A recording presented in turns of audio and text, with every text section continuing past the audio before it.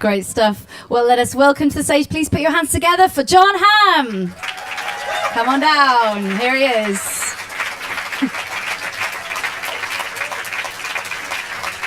Welcome. Good to see you. Hi. Thank you for having me, and thank you for coming, and thank you for being so numerous. It is a good turnout, isn't it? It's as I very expected. nice, yes. Yeah. I know everyone gets free Apple stuff when you leave here. You know that's part of the deal. I don't think I'm talking out of both sides of my mouth. Just you take anything you want on the way out. No, you've done it. Well, congratulations on the film. I've been lucky enough to see it. Thank you very much. A lot of fun, inspiring stuff, fun for the family. Also very amusing, as I guess you guys just saw from the trailer. Tell us a bit about your character, because he's based on a real life person, isn't he? Yes, it is based on a true story. Although we didn't really take very many liberties with it. It really happened. As Bill Paxton's character in the film says, it's not impossible what happened to these two boys, but it is highly improbable. And essentially, this guy, the character I play, J.B. Bernstein, is a sports agent who had the big idea to go over to India and train, sort of repurpose, to find two cricket bowlers and repurpose them into Major League Baseball players.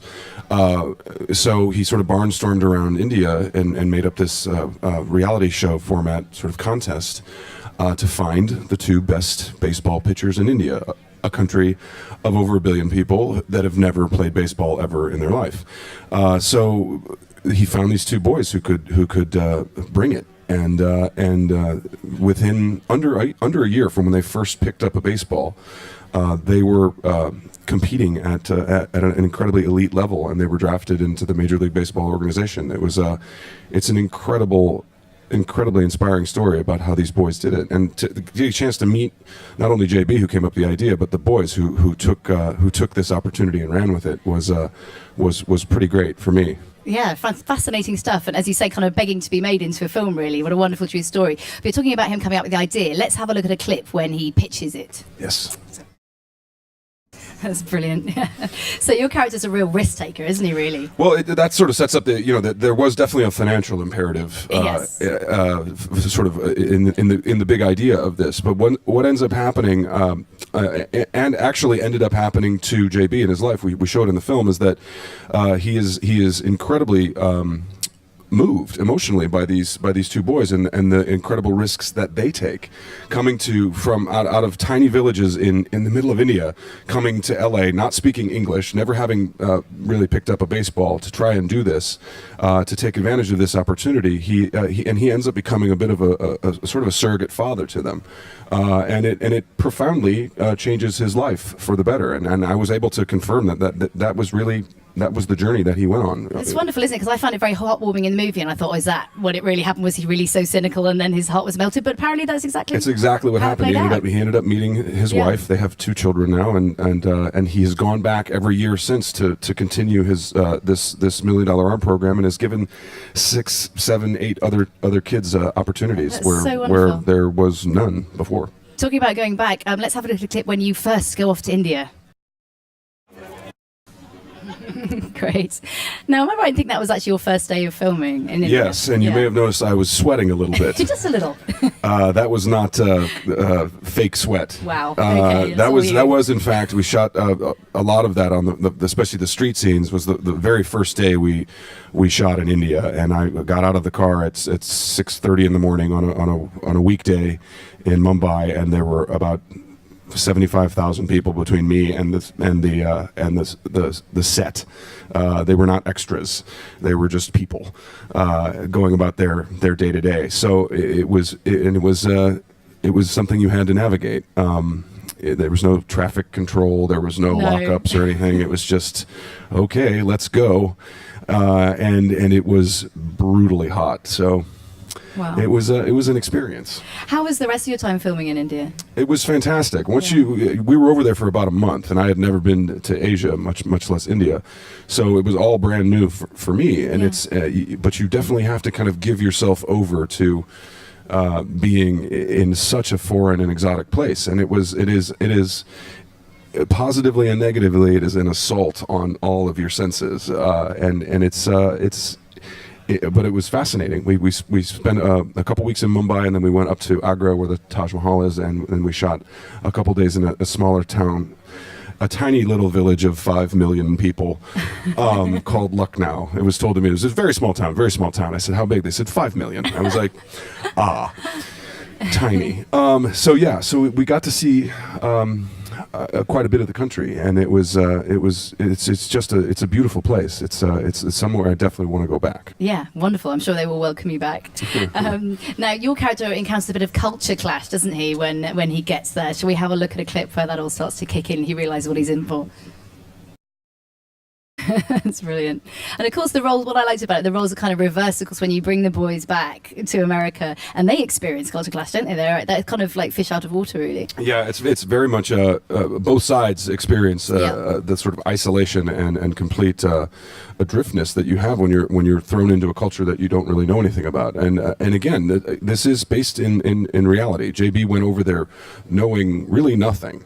And having to kind of react and think on his feet over there, and it says something to his dedication to what he's actually created over there. That he has since gone back every year and done $1 Million Arm every year, but he hasn't. He now speaks the language. Like he's an incredibly intelligent guy, and he's very much committed to the opportunity that this program brings to tons of kids.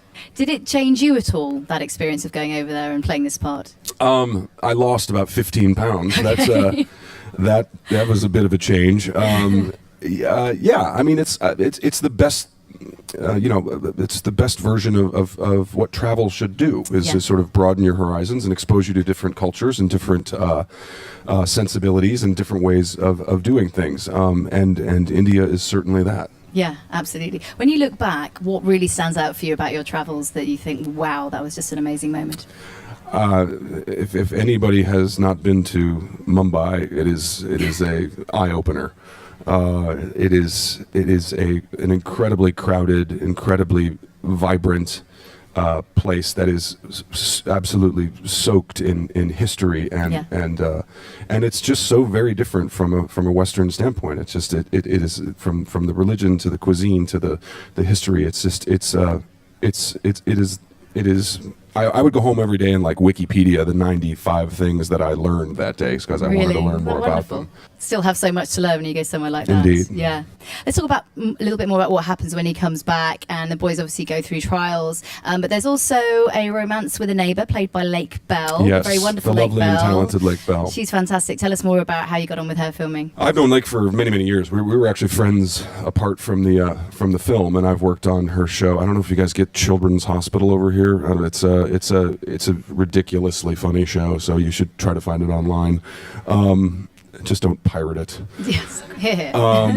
But I've worked with her before, and she is phenomenally talented and incredibly funny, and also presents this for being a beautiful woman, she also presents this very approachable kind of real sensibility as well. So we had a wonderful time together, and we're pretty good together on screen, I think. So yeah, it worked out. Definitely, because there's a nice kind of will they won't they thing going on throughout the film. Oh, they will. Spoiler. Well, actually, we're going to find out from a clip pretty much a little bit of what happens. Let's have a look. That's not only a funny scene, but it kind of exhibits what a lovely relationship your character sort of develops with the guys. It's and again based in reality. Rinku and Dinesh, the real guys, are still very much a part of J.B. Bernstein's life. He maintains a presence in their life. Enough can't be said also about Suraj Sharma, Madhur Mittal, and Pita Bhattacharya, who are wonderful in the film, and really provide a lot of the sort of emotional heavy lifting, because it is after all it's their journey too, and they are truly gifted actors and really wonderful. Did you have any moments where you just couldn't stop laughing on set? Was it a fun set to work on? Pita Bhattacharya, who plays Amit, is he's very, very funny. Yeah. And yeah, we would there would be a lot of cutting up on set between those three boys and me. Did you have a kind of boys' club going on, or was Lake all part of this? Lake would hang every now and again, but it was a predominantly male set. Yeah. Yes. Yeah. So in terms of baseball, I mean, we don't know much about that, or at least I don't know much about that here. What is so inspiring about it to you? Because I know you're a big fan. I'm actually also oddly a cricket fan. I found myself over here quite a lot working on various projects, and cricket always seems to be on television. So I guess it's because the games are so long, but it does have a lot of similar shared DNA with baseball. And what I really like about it, both games, is that there's no clock. Right. It just takes as long as it takes. And there's something very pastoral about that. There's something very kind of relaxing about that. That I really appreciate, and I've grew up playing baseball, and I grew up sort of idolizing the St. Louis Cardinals, which are my team, my hometown team, and it's it's a lovely sport, and I still play it, which is ridiculous because I'm far too old to be doing anything like that. So next time when you see me and I've got a busted elbow, you'll understand You'll why. know why, exactly. When you say there's no clock and it's very relaxing, is that a way kind of escape from like your hectic life, or have you always sort of felt that? I've kind of always felt like that. I just like going to watch baseball, and I've had the experience of watching the World Series and the playoffs and professional baseball, but also just like Little League and watching it in high school, and I don't know, it's just always been fun. Yeah. Exciting. Let's talk about the film's appeal now. It's something that it's a PG film, so kids can watch it. I think what's nice about this is there is a lot. There's the romance, and there's the sport, and there's the inspiring side, and the boys have maybe got something to relate to for the younger generation. What do you think? Yeah. I mean, it's first of all, it's a nice opportunity for me to actually have my friends that have children to send them to one of my movies. I really hope they didn't go see Bridesmaids, and I also really quite hope they haven't watched Mad Men. But I could legitimately say, please go see this movie. I think you'll like it, and especially for kids of a certain age, I think it is. It's inspiring. I mean, what these boys went through and the success that they've had has, from what I understand, inspired an entire generation of Indian kids to look up to these guys and say, like, well, those guys did it, and if I work hard enough, I can do it too. Isn't it wonderful to portray someone who really has changed lives? It is, yeah. And my day job, I play maybe not the nicest character in the world, so it's nice to play someone with heart and sort of a redemptive quality. That's a nice thing too. Yeah, but in the beginning, actually, which we don't see from the clips there, that your character's a little bit of the playboy. Well, right? He has to come from somewhere to go somewhere, I guess. So yes. Do the little Don Draper there at all? Very different hair. Very different hair, absolutely. Yeah. Well, anything else you'd like to talk about relating to the film before we cut to the crowd, and they may have some other questions for you? I want to hear questions from the people who decided to come here. Well, let's do that. I think Friday one or two of them might have way. some questions for you. So if you could wait till the microphone comes to you, please. We have a hand up here. Thank you very much. Hi. During filming in India, which was your favourite location? Wow, probably Mumbai. It's we were there the longest, definitely, and it was the most exciting. It's a humongous city with all of the good things that cities have, entertainment-wise and restaurant-wise, and but we also went. I got a chance to see the Taj Mahal in Agra. Which is absolutely breathtaking, and it's almost a cliche at this point to say that it's oh wow, it's a beautiful building, blah blah blah. But it really is a breathtakingly cool building, and that it is one of the wonders of the world for a reason. It is totally breathtaking. So those two places probably. Thank you very much. Okay. We have a question from over this side here. Thank you. Hi. Hi. Hello. I'm glad you mentioned your day job. I'm one of your Mad Men junkies, okay. So it's lovely to see you. And I wanted to know if you're ready to say goodbye to Don Draper. Well, we have shot the final episodes. We wrapped on. Somebody get some water. We wrapped the final episode of the show on July 3rd in Los Angeles, and those final 7 will start airing in April. I believe in April over here as well. It was 8 years of my life doing that show, and that's about 20% of my time on this planet, and a significantly longer percentage of my career. So it's time for it to end, and it's nice to have it in the rear view, and we all knew it was coming. We all knew it would have an end. So, but I will miss playing that character and playing that part. Well, you're very sweet. Thank you. Okay, there's some questions in the front here. If we could pass the mic down. Oh, thank you. Thanks. Thank you for Mad Men, by the way. I just love it. Well, I don't make it. Oh, you do. What's the biggest honour, a Cardinals bobblehead or an Emmy this weekend? The bobblehead is pretty cool. For those of you who don't know what we're talking about, I didn't bring any with me, unfortunately. I was able to throw out the first pitch at a St. Louis Cardinal game recently, and they gave away little bobblehead toys of my head, which is weird, but pretty cool also. So there, I think I'll take the bobblehead. Good question. Thank you. More in the front row here, please. Thank you. Hi, John. Hello. Thank you for coming to London Apple Store. My pleasure. My name is Sohn. My question is, would you like to do a Marvel superhero movie? Anything Marvel, Disney, Doctor Strange? I kind of want to be in Guardians of the Galaxy. Is it too late? Yeah, sure. I mean, that would be cool. Superhero movies are awesome. I recently, like everyone else on the planet, saw Guardians of the Galaxy, and I thought it was incredible. I'm looking forward to the Avengers and all of that other stuff. They're making very good movies these days. Yeah, it would be nice. I guess I can ask some people from Disney here if they'll be kind enough to put me in anything. But usually I don't get to make those decisions. Those decisions get handled at a bit of a higher pay grade than mine. Oh, watch this space. Someone in the back row there. Thank you. Hi, John. I was just Hello. wondering what it was like to work with Alan Arkin, because he's one of my favourite actors. Alan Arkin is amazing. He's in his 80s, and we were over there in India in unforgiving conditions, to say the least.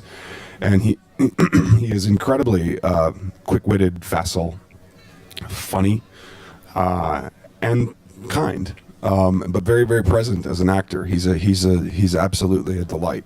And it was a total joy to get to work with him. I hope I get the chance again. Yeah, he's a great part of the film, I agree. We've got a gentleman here with his hand up in the front row. I wonder if we could... Thank you very much.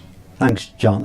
Why did you give yourself a time limit, 30 years of age, to make it in acting? And if you hadn't got those parts, would you have carried on into your 40s? As you said, you didn't want to become one of those actors at 45. Well, that's why I did it, because I didn't want to become that sort of cautionary tale. I came out to Los Angeles when I was 25 years old, and I figured 5 years would be enough to see if I could break into the business. It's a pretty significant amount of time, especially when you're 25, and it just seemed like a nice round number, 30, to take stock and say, I'm either moving forward with this and finding success, or I'm going to pack it in. So, if you hadn't got those parts, would you have carried on another 5 years? That's a very good question, and I don't have the answer to it, because fortunately I did get those parts, and that was incredibly cool. I mean, I turned 30 on the set of a movie, so that was pretty great. Wonderful, thank you. We've got some more hands up down here. If you would like to pass the mic right to the back there, please. Thank you very much indeed. Hi, John. Hello. You did some directing on Mad Men. Did you enjoy it? And is it something that you'd like to do again? I did enjoy it. It was directing television is a completely different skill set than directing features, for example. Mostly it's about not running the train off the tracks. and it had been offered to me to direct as far back as I think season 3, and I didn't at that point think I was ready to do it. And then I ended up doing The Town. I watched Ben Affleck direct himself. John Slattery by that point had directed at some point during season 4 he had directed an episode, and I watched Jen do it on Friends with Kids, and so I realized I realized what I was getting into, and realized that it could be done. So it would be a challenge. I knew it would be a challenge. Just simply the amount of screen time I have on the show is a tricky thing to do.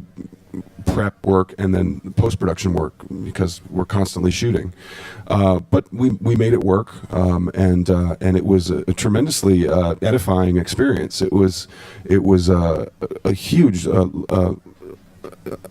eye-opener for me to see how all of the other departments work that we as actors really never get to see, and it gave me a much deeper appreciation for all of the people whose work goes in the show. I mean, we have 500 people that work on the show in various capacities, and it's safe to say that without any one of them, the show wouldn't be as good as it is. So it was nice to actually get to really learn that in a hands-on way.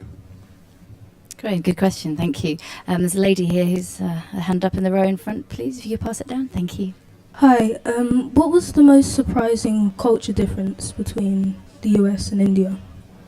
There are two that really hit hard when you get there, and one is the population. Every flat surface is covered with people, in a very kind of arresting way, and consequently, the other one that's incredibly hard to deal with is the poverty. It's a strange fact, but Mumbai is the home of the single most expensive residential property in the world. It costs over $1 billion. It's one person's house. And it's also the city that has the greatest collection of billionaires in the world as well. And yet it is, the poverty is breathtaking. And it's a hard kind of duality to accept. That part was tricky. It was very, very tricky to get my head around. Thank you. Let's go towards the back there, please. Lady there, thank you. Hi. Hello. Have you ever been starstruck? Have I ever been starstruck? Yes. Yes, in fact, and it's I didn't particularly like it. I didn't know what to say to Jeff Bridges when I met him, because I wanted to say about 40 things and I couldn't think of one thing. So I literally stood there with a dumb smile on my face and forgot that he was putting his hand out to shake my hand. So I sort of just stared at him, and for an uncomfortably long time, and he had just won an Academy Award. He literally had an Academy Award in his other hand, and I was like,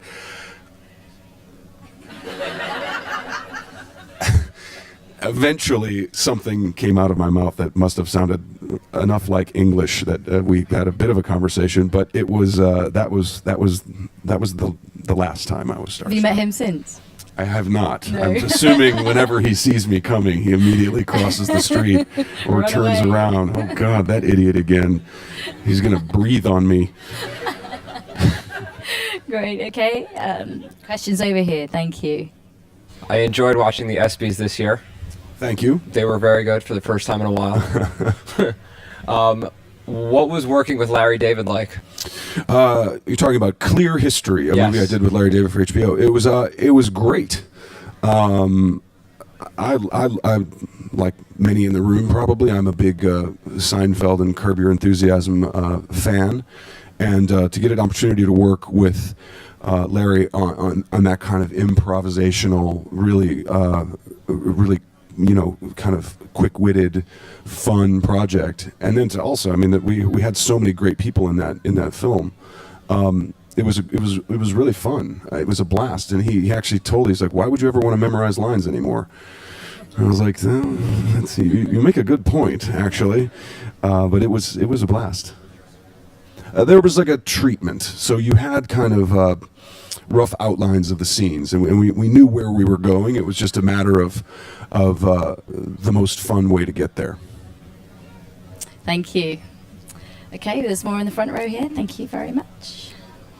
I like your necklace very much. Is that an owl? It is. I've got 2 owls on my finger. It's an owl city happening here. This is amazing. Oh, when you turn it around, I can totally tell it's an owl. Okay. It's back to Mad Men again. Okay. Do you know what's going to happen to the costumes? What's going to happen to all the costumes? Yeah. They go Are they back. going to auction them? No. I think. Because I wouldn't mind a few of those dresses, to be honest. Well, in fact, I think some of the ones that Janie made, Janie Bryant, who's our costume designer, may in fact be auctioned off for charity. But the majority of the suits that I wear and the clothes that most of us wear are rented from a costume shop in Los Angeles. Western Costume. Great. I'll be there. It's in Burbank. Thank you. Very close to the airport. Okay, thank you. There's another one in the front right here, if you wouldn't mind passing down. Thank you. Hi there, John. When you have a particularly dramatic or sad scene to do in a movie or TV, do you think of when you found out when Pujols was signing with the Angels? I was actually a supporter of that trade. I was sorry to see Albert Pujols go. This is a very obscure baseball conversation that these two Americans are going to have, so please humor us. But I've thought that everybody won in that trade. I was sad to see him go. I would have liked to see him end his career as a Cardinal, but I'm also happy to see that he's had a lot of success, and he's been reunited with David Freese now. So there's two of the members of the 2011 World Series championship St. Louis Cardinals back together again. Good stuff. Okay, who's got the mic? There's back there, sure thing. Yeah. Thank you. Hi, John.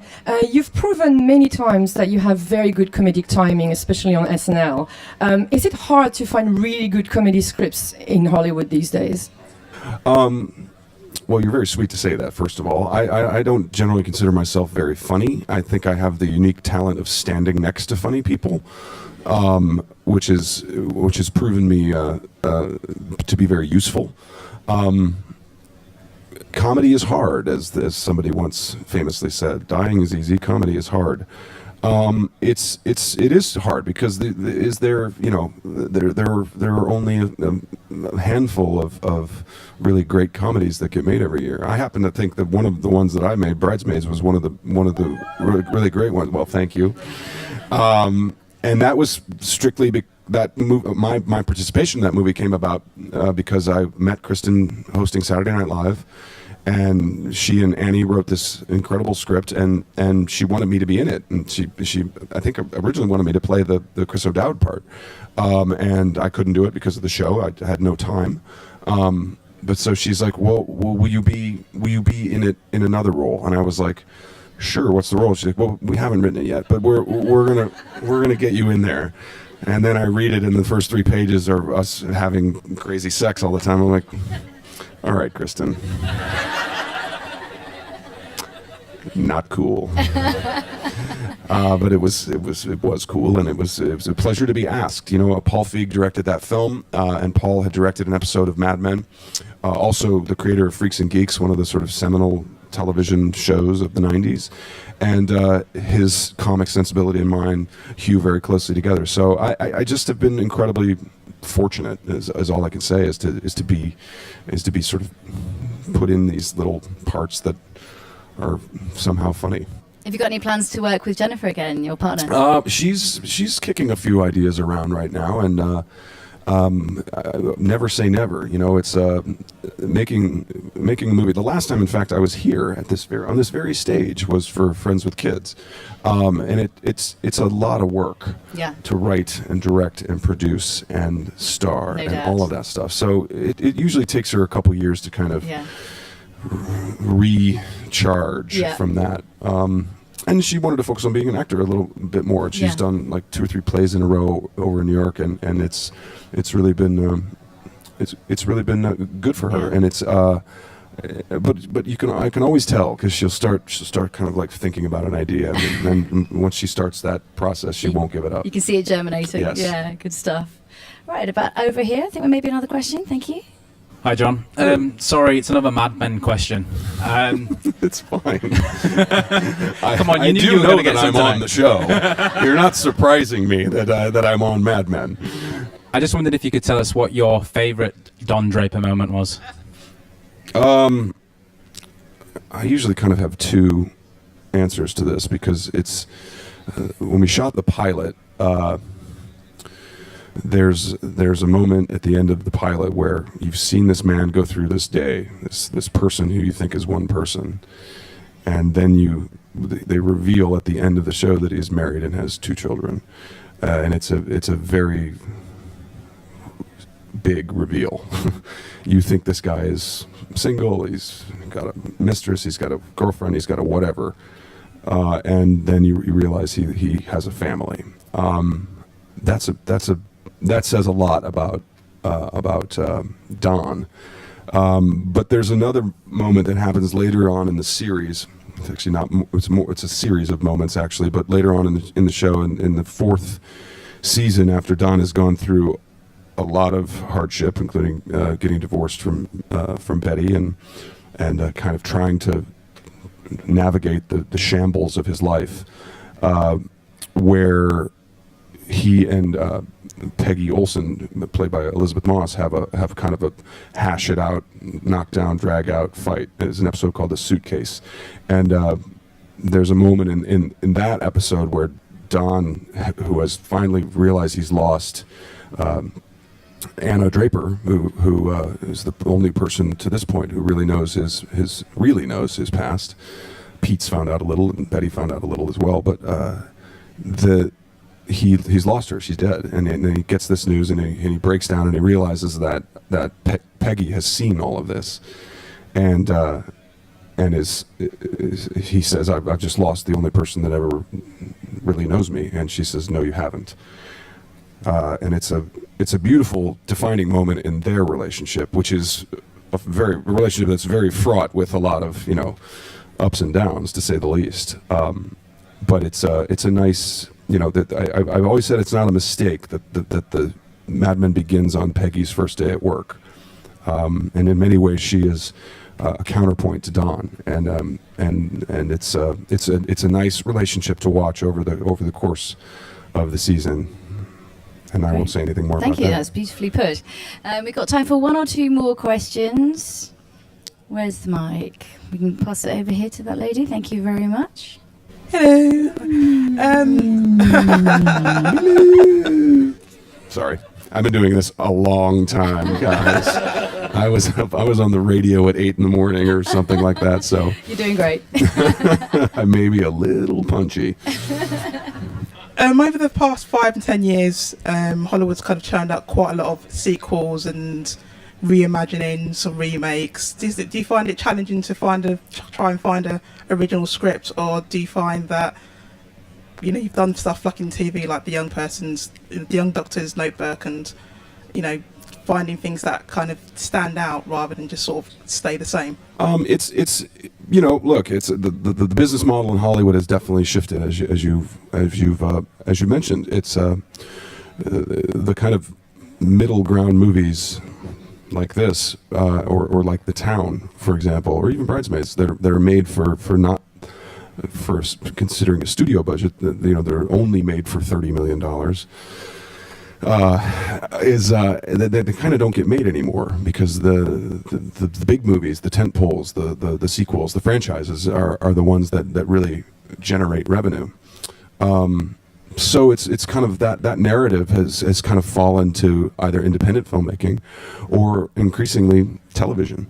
And it's there's no stigma attached to. It used to be the big screen and the small screen and the silver screen and then the crappy TV screen, but more and more people are finding that the kind of rewarding storytelling is happening more and more in television. And it doesn't mean there's not a market for this. The movie did very well in the States, and people responded very, very well to it.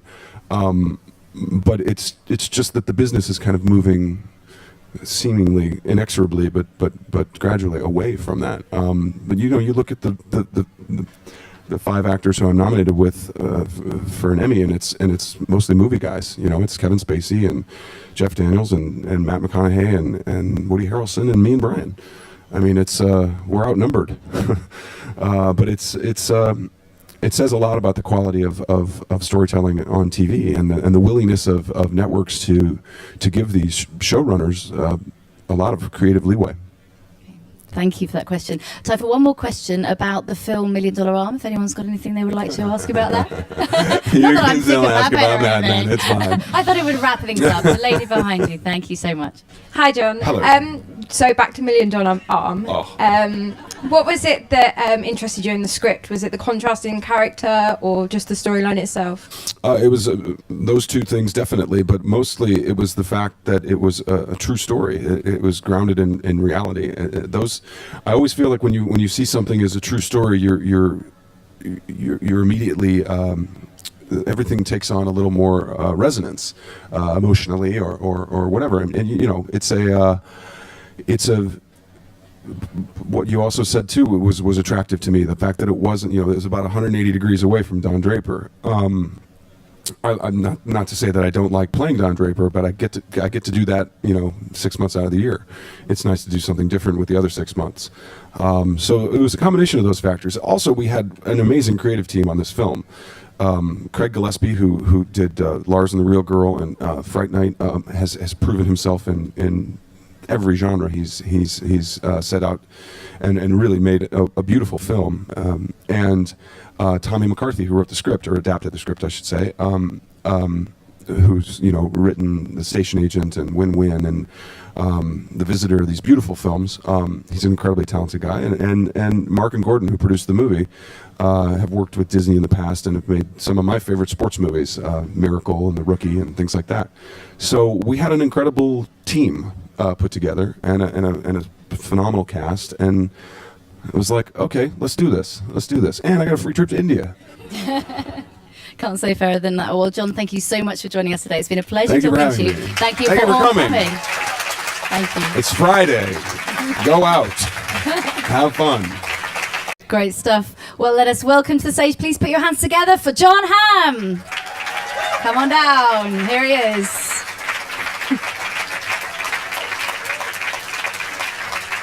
Welcome. Good to see you. Hi. Thank you for having me, and thank you for coming, and thank you for being so numerous. It is a good turnout, isn't it? It's As I very expected. nice, yes. Yeah. I know everyone gets free Apple stuff when you leave here. You know that's part of the deal. I don't think I'm talking out of both sides of my mouth. Just you take anything you want on the way out. Now you've done it.